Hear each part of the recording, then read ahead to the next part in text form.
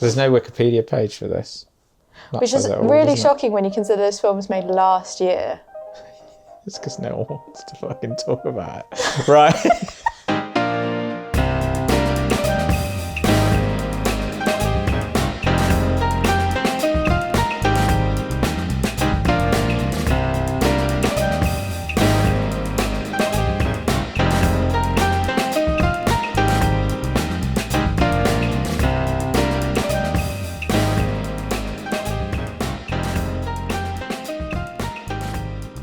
Hello and welcome to A Christmassy Cruise Next. I'm James, this is Elsa, and today we are talking about another festive treat. Sound less enthusiastic. And that, please, is Twas the Text Before Christmas. Great name.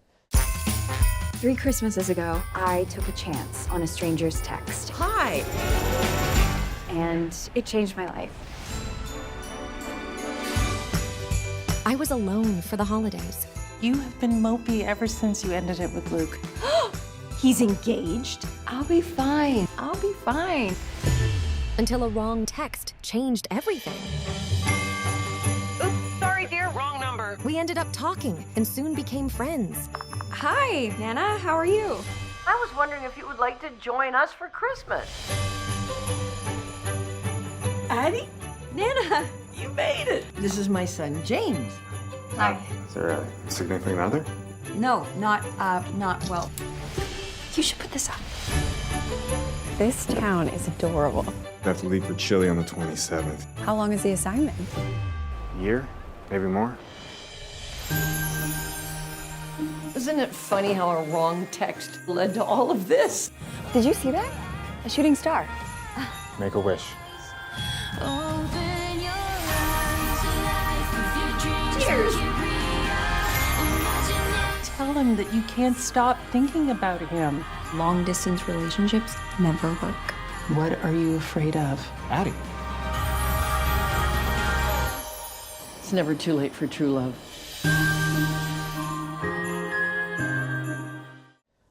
Elsa, tell us all about Twas the Text Before Christmas. What to say? What to say? I'll just start off with saying that the sheer lack of information around this film that was made now almost 2 years ago is really startling. There's no Wikipedia page, and there's only like 3, like the goof section on IMDb. Yeah. That is there any is trivia on there? Or is there no bananas. trivia?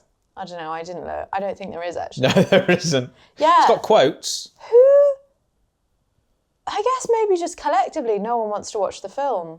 Someone has decided to put some quotes in though on IMDb, How many such quotes? as "Now that's a nice girl, that she is. Don't think I don't know what you're trying to do, Mum. I have no idea what you're talking about." Someone thought that relevant to. Well, that's like a tagline, isn't it? Yeah. How many sets of quotes Elsa, are there? you know when we saw that shooting star? I wasn't wishing for a Christmas dinner, Neither was I. and my wish just came true. Yeah, I really hated that bit. Wait, how many quotes are there? I keep asking. Oh, sorry. 1, 2, 3, 4. Yeah. See what I mean? There's nothing. There's nothing about this film online. So everything that you're seeing today from us is very authentic and not parroted from the internet in any way. Okay, so to get into it, this film was made in 2023, shot in Ontario, Canada, and the director was T.W. Peacock, which I just think is an excellent name.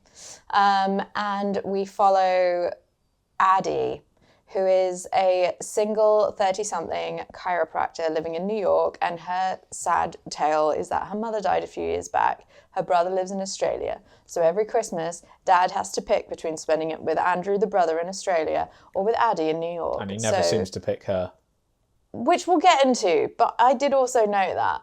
So effectively, every other Christmas she is by herself, until one Christmas she receives a mysterious text message confirming Christmas dinner plans. She replies and finds that a nana in Vermont, upstate, is messaging her has the wrong number. They create a friendship around this text. Nana invites her to spend Christmas with her family, and she has a hot son, which really I feel like should be the grandson because everyone is calling her Nana anyway. Yeah, and she's like wildly older than him. Wildly older than him to the place where I'm in my 30s. My mum is 70. My mum looks I didn't know that. looks about 20 years younger than that one. Yeah. Well done to your mother. Thank you. I'm hoping Good it's genes, genetic. Yeah. Mum, you're hot. You're a hot. I said you're hot. I thought you said With you're an a hot. apostrophe. You said you're a hot. She is a hot. She is a hot. Hot piece of something. Merry Christmas. Merry Christmas. But yeah, I think that I agree. Yeah, it should have been the grandma. It was weird. Yeah. But I don't want to say it was bad casting because I quite like her in it. Oh, I think we'll get onto that, but I'm more invested in her holiday romance than I am. We'll get into it. Addie's and what's And his... essentially, she and this hot grandson or son, fall for each other and start their lives together. And there you go. That's the synopsis of this film. This is quite charming. My father owned this inn before me, and his father before him.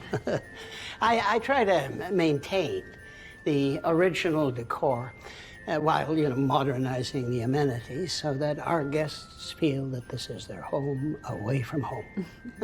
To quote a cliched marketing phrase. Well, I think you've succeeded. It's the most adorable inn I've ever seen. That's so kind of you to say. He's a doctor. And she's not a real doctor. She works in like a wellness boutique that is actually, I think, called Wellness Boutique, if you look at the sign. It's wellness something. Yeah, I'm pretty sure it's Wellness Boutique. And then like her dad and brother are both marine biologists. Yes. Which I thought, or like eco something. Something, yeah. In Australia. So yeah, there we have our story, and there we start. Yeah, and it's set over a few different Christmases, isn't it? Yeah, so I quite like that. Initially when it opens, and it's like, and she goes to this woman's house for Christmas Day, I was like, what, she's arriving on Christmas Day? How are they going to fall in love that quickly? This is going to be a long film. Yeah, but it's like 3 years worth of Christmas dinners. Yeah. Because, now we can talk about it, her dad keeps going to the brother's house in Australia for Christmas. Yeah, I know I said that I'd... spend Christmas with you. But your there's brother's some had other a divorce. There's some other reason for me to go. Your brother's having a, a hard time. I don't want to spend Christmas with you. And then in the end, he finally gets the balls and he goes, I'm moving to Australia. She's like, oh, okay. I think you should do it. Yeah, look, right. Out of all of the Hallmark, signposts in this film, the one that I found the most unbelievable was that after being she's basically an orphan, and after being dicked around by her dad for 4 years, and then he goes, I'm moving to Australia, honey. She's like, yeah, oh my God, I fully support you. Absolutely not. You'd be like, are you serious? Yeah, this is what the fuck, Dad? By the way, this is under the Great American Family brand of Christmas films, in case you were wondering. What does that mean? So like Hallmark have theirs. Oh. This is a Great American Family, and we've watched it on Netflix. It's on Netflix in the UK, but it was on television in, I think, either Canada or America. Oh, and it's a TV movie. It's a TV movie, and you can tell that by the way every so often there'll be a random fade to black, in the middle of a scene, in sort of odd places, and that's presumably where they're cutting for commercials. That makes so much sense, because there was a scene where she's sat at the inn and she arrives and there's no room at the inn. Yeah, nice. Okay, Mary. And then it cuts to an external of the inn, fades to black, fades back up to the same external of the inn. And I'm like, well, if we're in the same place, why did you need to do that? That was number one. Number two was when we got in 2 different scenes the same shot of an external of his house, of him and her sat outside his house making bird feeders. Oh, yeah. The first time made sense because they were outside making bird feeders. The second time didn't make any sense. It was like the next morning and they were leaving for the train station or something. And it cuts to an external of them outside making bird feeders and then goes inside the house and they're like having coffee or something. I was like, what is happening in this film? It's pretty bad, isn't it? Yeah. So, It's like the same issue we have with Hot Frosty, where we were like, it's just a badly made film. So this is the thing where I come, because I texted you yesterday when I was watching it saying, I believe the message was, fuck me, this makes Hot Frosty look like high art. Should I try and find it? And it was something like that. And you were like, I thought this was better than Hot Frosty. I just got a text from my aunt saying, do not ride in Ubers.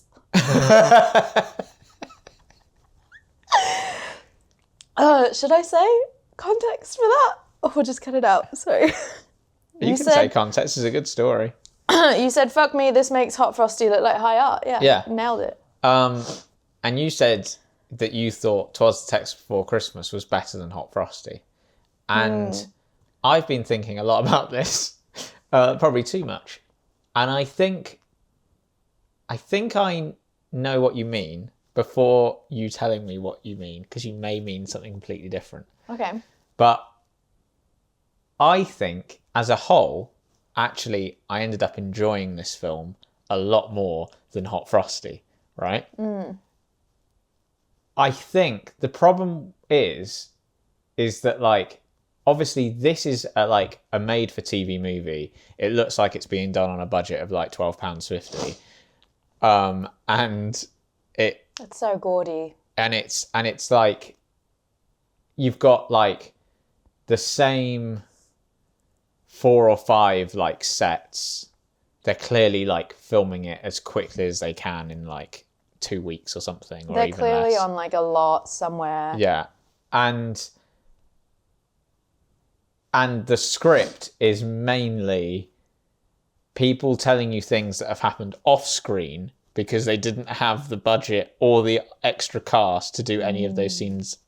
Like, so a lot of the film is people catching up with each other each Christmas going, so what happened to you and Luke, this guy that we never saw in the film? Oh, well, we broke up because we decided, and that's like the whole film. I think the thing with Hot Frosty was, like, they clearly had a bit of a budget. Yeah. Because, like, the cast, it's, like, full of people that you actually recognise. Like, this is the central cast. And, you know, even, like, which we didn't talk about, like, even the bit where the snowman comes to life, like, the CGI isn't actually half bad in that bit in Hot Frosty. And, like, so, like, there's a lot of... So I think with Hot Frosty, it's like... It's harder to watch because it's just a bad film. So there's nothing like... It's hard to find enjoyment in it. Whereas with this, it's like... This is like so cheap and it kind of makes it enjoyable. The badness of it makes it kind of enjoyable. Whereas like the badness of Hot Frosty, it's like... You had much more money than you needed for this film, and like it just feels like a waste when you watch Hot Frosty. Do you know what I mean? Yeah. This film is like... This is like classic Hallmark. 50% exposition. There's maybe 5 characters in it and 4 different sets. Yeah. Which I actually think a couple of them were reused as different. Like the houses. Yeah. Yeah. Because they look the same. Yeah, it wasn't... Oh, Jesus, yeah, it wasn't great. But, like, this is what I would say is a quintessential Hallmark Christmas movie. Yeah. We got our fill. Our cups are full of Hallmark Christmas now. Whereas with Hot Frosty, I was a bit like, oh, it's just something about this. It's just not hitting the Hallmark button. Well, I think it's because it was trying to be more than a Hallmark Christmas film. Hot Frosty. Yeah, and I think it thinks of itself a little bit higher than that. Because of like the people who are in it and stuff like that. It's like I'm not going to name any names, but it's like when you do a commercial or a music video and client are throwing around words like boutique or, you know, things that do not apply, and you're like, it's smut. Like, we're just shooting smut. And they're like, no, oh my God, it's feminism. Yeah. It's, you know, or like it's really empowering, and you're like, it should have a rated 15 on it. I think everyone else, apart from, I know we're talking more about Hot Frosty now than we are talking about Twas the Text for Christmas, but I think Hot Frosty, everyone on it, maybe apart from like Lacey Chabert, who has done like a lot of like Hallmark Christmas films, she knew exactly what it was. She was like, no, this is just another fucking shit Christmas film that I've got to do, but this is my life now. Man. Yeah. But I think the people like Dustin Milligan and like Craig Robinson and the guy who from Brooklyn Nine-Nine, who I always forget the name of. Joe Latulio. Yeah. And maybe even the director were kind of sitting there going like, no, but this could be like Elf, or like this could be the like a Christmas classic, like if we make this right. Whereas everyone on Twas the Text Before Christmas know exactly what ballpark they're playing in. Yeah. That like, this is a great American family Christmas film. We know what we're doing, and it's going to be great. It hit. Do you remember? So at the start of the last episode, I laid out the tick boxes for a Hallmark film. Oh. This has ticked every single one. There's an inn. It's shot in Canada. Yes. There's a lonely woman who finds love. There's a magical granny. A sassy side character or a child wise beyond their years. Yes. Every fucking one this film ticked off. Are you not entertained? This is exactly what was on the tin. And I don't think we can be mad about that. No. You can't rate these films as you would as other films. Yeah. They are their own. It's a bit category. like going to the pantomime in a way.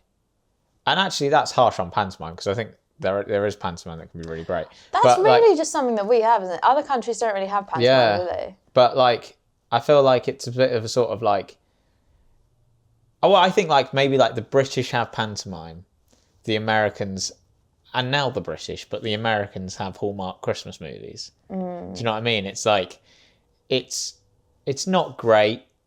There might be an occasional one where you actually really enjoy it, or there's like some standout performances or something, or some good jokes or something. But like, it's Christmassy festive fun, and you don't have to think too hard about it. It's going to be done in 90 minutes. Yeah. So don't worry. Yeah, don't overthink it. And actually, there were actually a few things that I liked about this film in a not ironic way. Okay. Like, I liked the guy at the inn, Carter. I liked him. Sweet. He was so charming.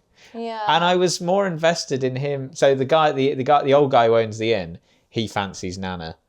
Yeah. He's got a thing for Nana. Which I saw coming from a mile away. Oh yeah, like you can tell. They set it up very quickly. Yeah. But I cared more about that romantic arc than I did about Addie and whatever the other guys, James. Is his name James? Yeah. His name was James. Yeah. I don't think they had any chemistry. Who? Nana and Carter. No, but I just like Carter, so I was just happy he was there. He was very, very sweet. It was very American though, wasn't it? And he's like, oh, I have a son who's serving overseas. And she's like, thank him for his service. Thanks, I will. Yeah.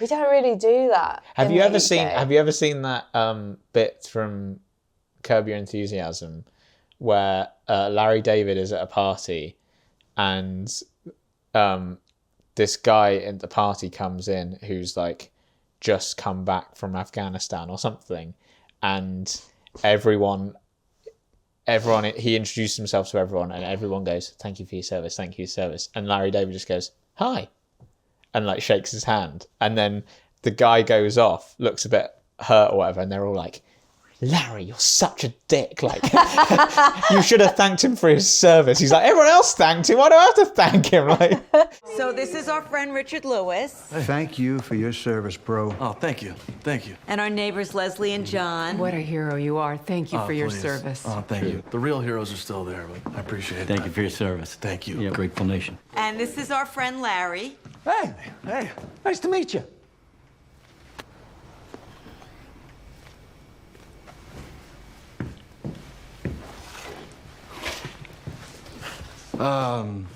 Yeah, it's, you know what? I'm gonna excuse myself. Victor. What's... You didn't thank him for his service, asshole. They thanked him. 3 people thanked him. Why do I have to thank him? Fuck, how hard would it have been? Thank you for your service. Does everybody have to thank him for his service? Now you've ruined everything, Larry. I'm making all this delicious salmon, and the whole night is ruined. did you think as well that or maybe it's just me having a dark thought. I thought if this wasn't a Hallmark Christmas film, if this is like a film that was trying to be taken really seriously, there would be a scene in which Carter finds out that his son has died. Why did you think that? I just thought, well, because a part of me going, oh, his son's going to die. Because obviously they wouldn't set that up. And then I was like, oh, wait, no. You're too much. They would never do that for this. No, you're too much. You're too filmy. And I do it where you watch a film and you watch the exposition, you go, oh, well, this is going to happen. Yeah. That's not this, James. No, I know. That's what I caught myself doing. Yeah. No. Yeah. I know why you did it. Yeah. Too much. Yeah. They don't think like that. No, they don't. Hallmark. They just put in weird extraneous detail that never comes back. They just want to fly the American flag in peace. That's what it is. Actually, that's what it is, isn't it? That is what it is, yeah. People go, America, when they see that. America. That's what it is, isn't it? That's what that bit is. Yeah. Yeah. Yeah. Something to that effect. And then because she comes back the next Christmas and she asks him, how's your son doing? And he's like, oh, great. He's like, yeah, it's great, it's fine. I just spoke to him actually. So coincidence. Yeah. The lack of cast in this film, the lack of locations, and the repetitive storylines every 20 minutes, which is Dad going, honey, I'm sorry, I gotta go to Australia for Christmas. And she's then she's like, oh, guess I'll go to Nana's in Vermont. No, but every time she doesn't think she's going to go until like literally getting invited. Literally Christmas Day. Yeah. And then she just happens to have presents for everyone. Yeah. And then she gets, hear me out, because now I'm on a roll.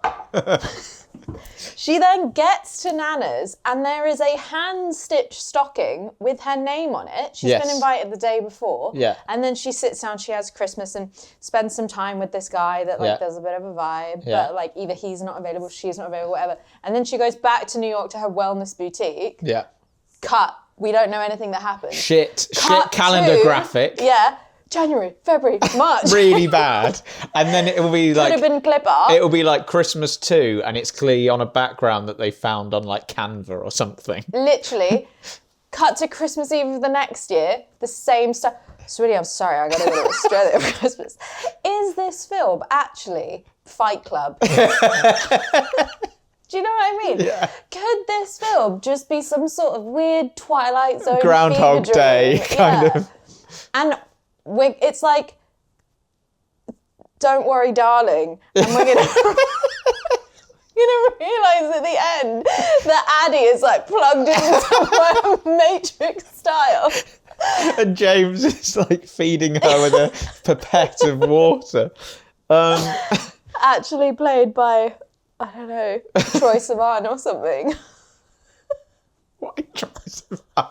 He was what I went to after Harry Styles. Lil Nas. See what I mean though? Like, yeah. I just feel like this film could have... It could have been done in 20 minutes. And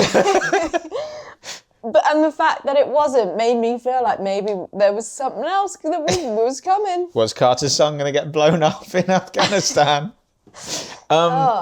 we just wrote a much better film the in 30 seconds. And the only difference is at the end, on the last Christmas, you have the dad saying, I'm going for Christmas, and by the way, I'm going to move out there. And then you also have her friend at the wellness boutique who goes, I'm moving and leaving the wellness boutique. And so she's like, well, I'm going to be left all on my own. Maybe I will go to Australia. And she applies for a chiropractor job in Australia. Gets it via the worst accent on a voicemail ever. Hi, Eddie. This is Dr. Rick Yorkie with Reef Coast Chiropractic. And my apologies for calling you over the Christmas holidays, but we've reviewed your application and I have some good news. We'd like to offer you a position with our practice.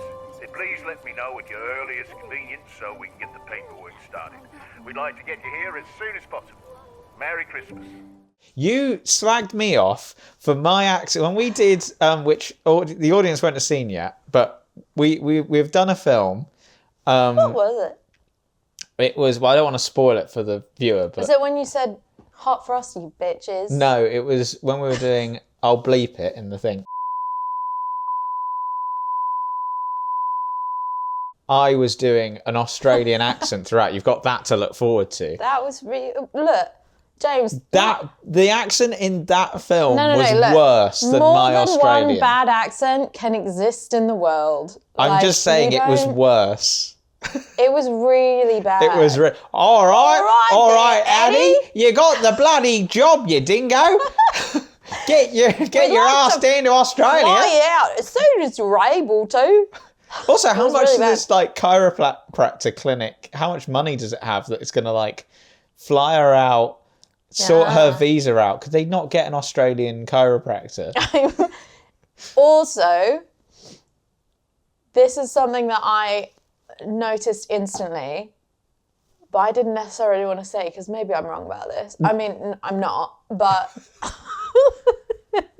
but do you remember when they say they're talking about Australia, or her friend in the clinic is talking about us going to Australia, and she's like, yeah, I think it'll be better to go, when it's summer there. And I was like, girl, it's summer now. Like that, do you know I didn't even how notice hemispheres work? I was like, they have seasons still. Like their December is summer. Oh yeah, so wait, so she actually went twice. So she actually went in the Australian winter. If she was planning on going in her summer, it would have been Aussie winter. Yeah. So, but then I was like, maybe she's saying it's better for her to go in her summer in New York instead of for Christmas, which I'm reaching. Well, because she wants to get a really shit ornament from Nana. Yeah. When Nana gives her an ornament, and Addie... It's beautiful. Even Addie doesn't look convinced. Nah, it was really shit. Yeah, it was clapped. I could see it. Notice how there was not as bad. There was no close frame on that. Yeah. Because even the DP was like, oh, we don't need really to bad. zoom in. It looks like plastic. Yeah. It wasn't as bad as the necklace that he gives her with the wings. It's an angel. Yeah. And which, by the way, she never, ever, ever, ever wears. And then he sees her wearing it and she goes, I wear it all the time. We've never seen her wear that necklace. And then cut to the next scene when she's coming back from the train station to be like, I didn't wish on the star for the blah, blah, blah, blah. Like that scene. She's not wearing the necklace anymore. So did she leave his house and go, actually get this off me? It's fucking horrible. Like, it's my birthstone. How does he know what her birthstone is? I think it was a coincidence, wasn't it? No. James, what? I thought that's a coincidence. That would be an insane coincidence. Yeah. That out of the 12 stones, he just happened to pick her one. Yeah, it was a shit necklace. What did she get him? Like a stuffed koala? A stuffed koala, because he referenced wanting to, like, cuddle a koala. Because the That's necklace, a terrible gift to go. Because the necklace was a reference as well to their first. She was like, "Oh, he took my wings off." Yeah. Yeah, but that's a terrible gift to give to an adult man. Can we talk about the first Christmas that they have together, and James brings in Valentina or something. Violet or whatever she's called. she was because she's the only character in this film that like appears at the start and then never comes back. They actually bothered to hire an actress for that. Oh yeah, I guess so. Because you never see her boyfriend Luke, the Michelin star. That chef. actress, she was on a day rate, wasn't she? Yeah. Like she came in for the day, acted as paid in craft. painful as she could. Yeah. Yeah. I understood what they were trying to do there because, let's be honest, it's not a complicated storyline and it's been done before. But the bit that got me was that they were trying to make a joke out of the fact that she was like, and then I saw Jamie and it was like we never left each other or something.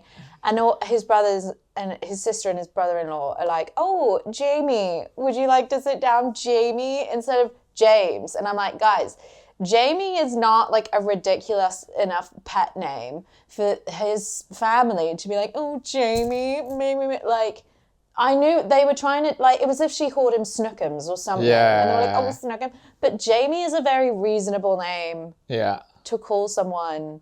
I mean, I don't call you Jamie, but like... No. I call you Jams, though. And that's actually more unreasonable. Yeah. Do you know what I mean? Like, I think that was a really weird, right? Something better, right? Like, that she was calling him, like, little bubble butt. Do you know what I mean? Like, write something embarrassing that's not Jamie.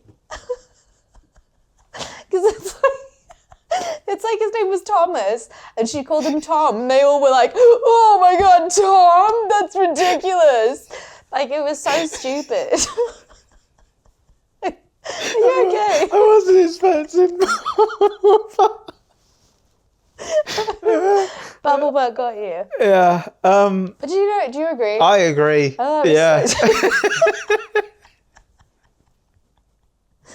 I'm trying to, have I ever called someone that? It came really naturally to me. Sorry, this is my daughter Molly and her wonderful husband Hi. Will. Hey, nice they to were meet high you. school sweethearts. And this is my beautiful granddaughter Paige, and you've met James. And that's it. It's so lovely to meet you all.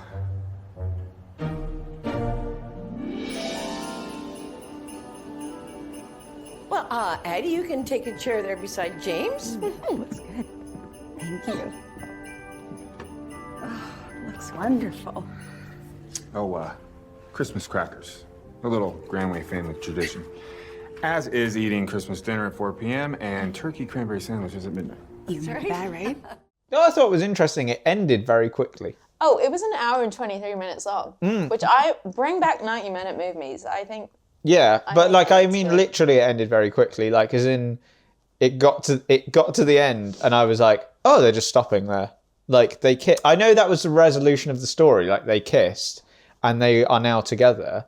But then I expected, like, the next, like, 5 or 10 minutes of, like, the next Christmas, where they're now a couple. Maybe she's pregnant. Yeah. You know, but it was literally like they kissed on the doorstep. The dog barked at them. They laughed, and then it was like cut to credits. Like, that's all we got time for. Also, the worst kiss I've seen on screen in a long time. It was so awkward, and there was no chemistry. And they really, it was just really. They both hear me out. They both kiss like Colin Firth. Which works if there's only one Colin Firth, sometimes. I don't know what you mean by they kiss by like Colin Firth. Colin Firth kisses like a movie star in the 50s. So in the 50s, people weren't allowed to open their mouths and they weren't allowed to use tongue. Unless you were Marlon Brando and you just took whatever liberties So that's why they always look like they just sort of smush together and then do that with their heads. Yes, because that is what they would do. Because the censors didn't like That's how proper Colin kissing. Firth kisses. When he kisses, he does this. I've never noticed that about Colin Firth, Watch but I'm it going to now. have to watch I that was now. wearing lip balm. Is it all over my face? I don't know, I can't see. Thanks for taking a chance on me.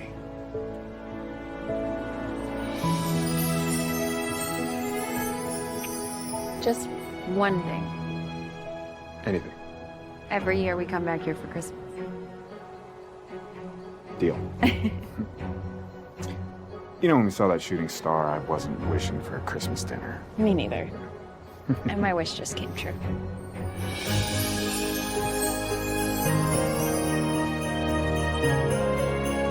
Can I ask what we 5. rated the Hot Frosty? We both gave it a 1.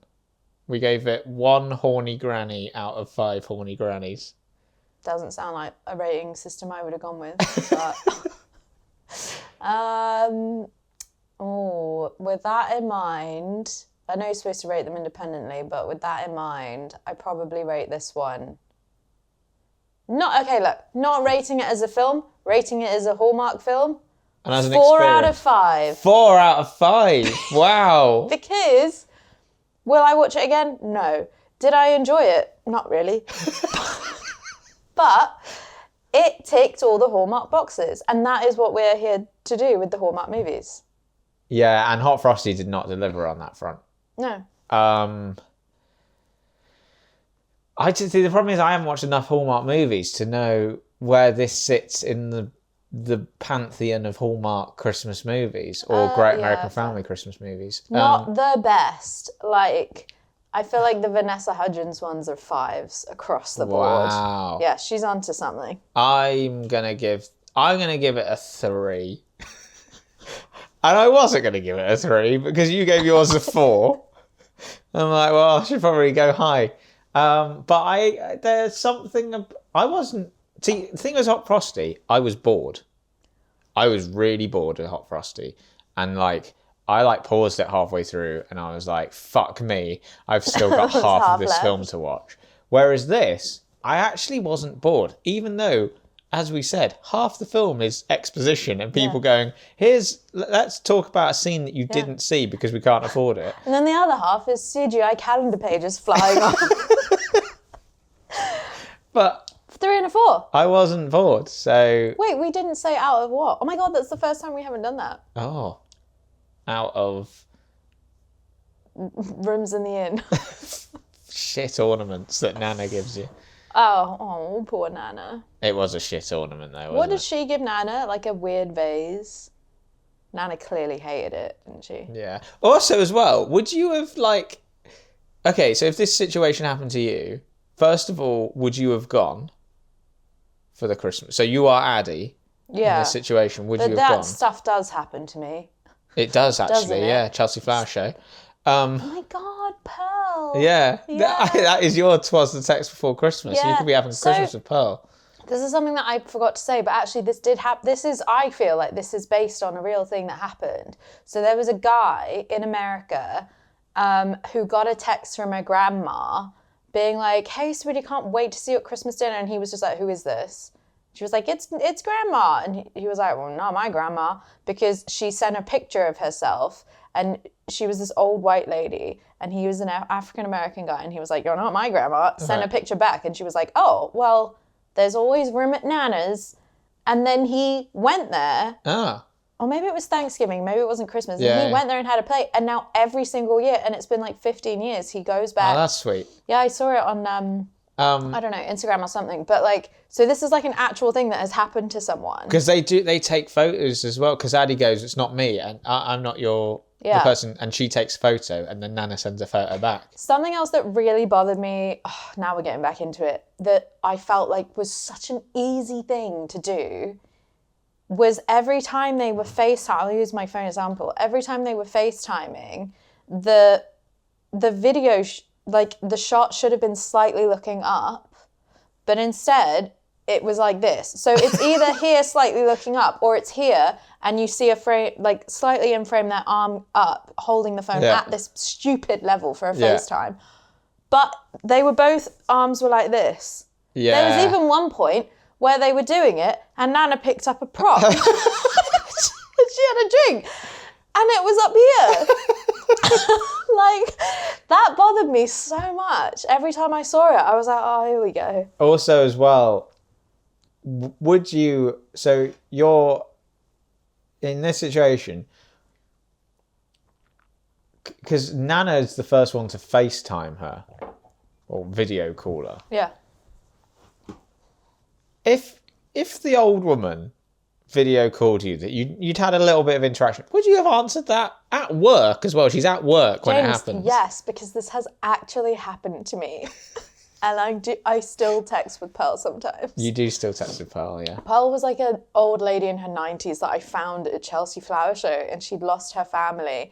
And I stayed with her for hours to try and help her find her son, and took her to meet my mother.